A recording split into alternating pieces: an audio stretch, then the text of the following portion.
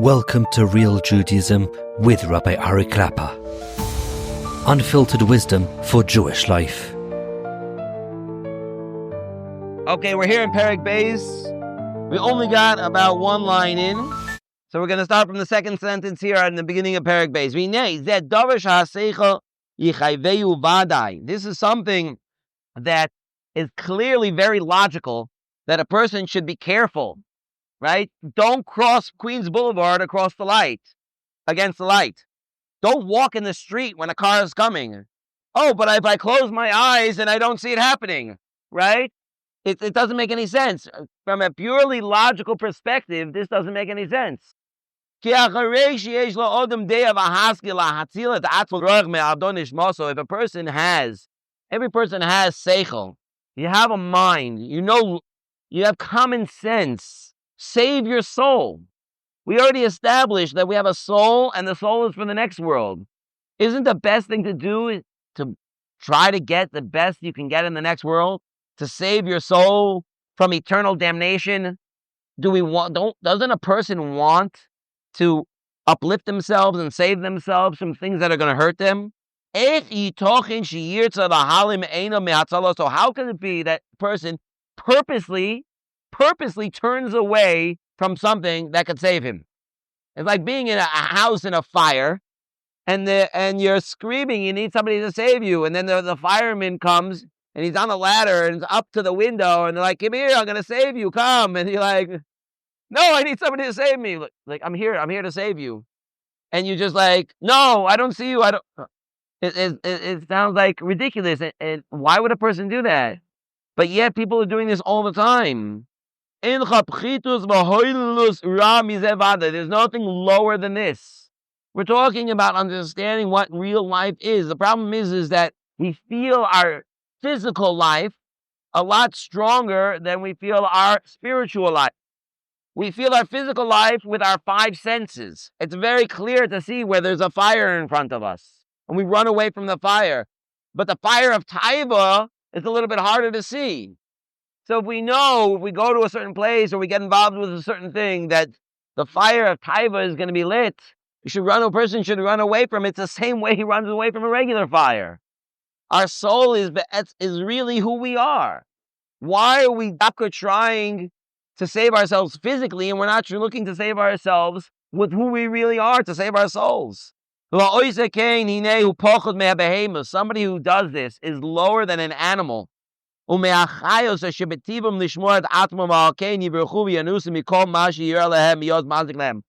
an animal, at least when he sees danger to himself, the animal sees that he's in danger, he runs away.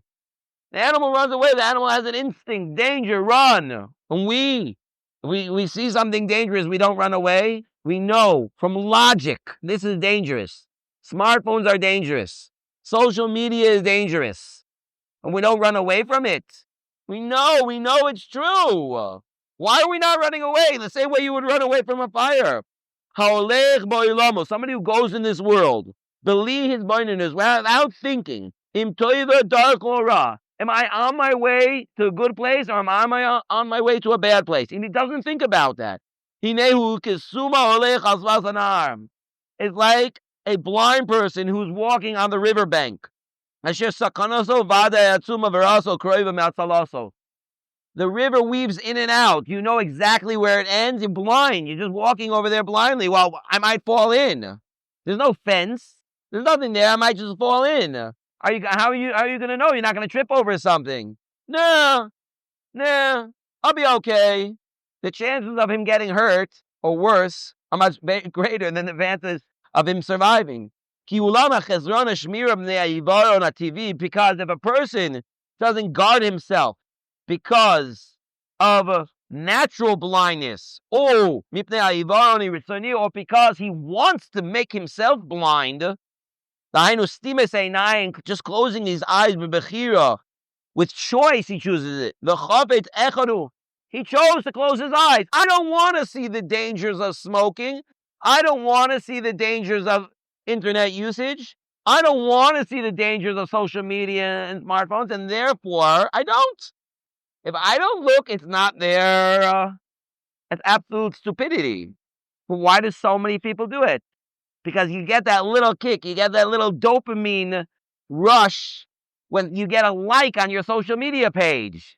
When people give you a clap, all those monkeys clapping for you. Yeah, you're great. You're great. Amazing. And because of that, you're willing to sell your soul for that. You're willing to totally give yourself up.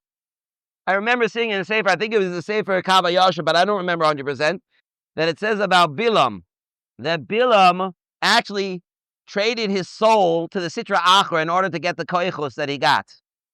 There, at least, he gave away his soul forever in order to get koichos in this world, and he got tremendous koichos in this world. He was a Baal Mechashev, he was a magician, and ultimately, HaKadosh Baruch Hu even gave him, as a free gift, Nevuah. It was an amazing thing. But Lamaise, he totally sold himself. Totally sold himself. A person has to realize, wait a second, what am I doing to my life? Open your eyes. Look around. It's not hard to see. It's not hard to see. Even the Goyim see it. There are papers and books written about all of these things, about the destruction of whole generations because of these dangers. It's not even a Jewish thing per se. Besides all the preachers and garbage that there is that'll totally ruin a person's life. All of those things. But even a goy can see how destructive these forces are. It's not a secret anywhere. So why don't we stop? Because we purposely close our eyes. No, I don't see it. It's okay. I don't think about it. If I don't see it, I don't think about it. It's okay. It's fine. Just go through life like that. Who is the one who's going to get hurt ultimately? We ourselves are going to be the ones hurting ourselves. And that's so sad. Because there's nobody to blame on this except for yourself. No, it was those companies. They made me do it. They have this. They knew exactly how to grab me. But I know the danger. And I'm doing it anyway. We got something to think about, Chevro. This is what we got to do. Okay, we're going to stop over here. Shkoyach. Thank you for joining Real Judaism, where we explore Torah's wisdom for real life. Created by J Foundations and produced by Eli Podcast Productions. Find more episodes at realjudaism.org and subscribe wherever you listen to podcasts.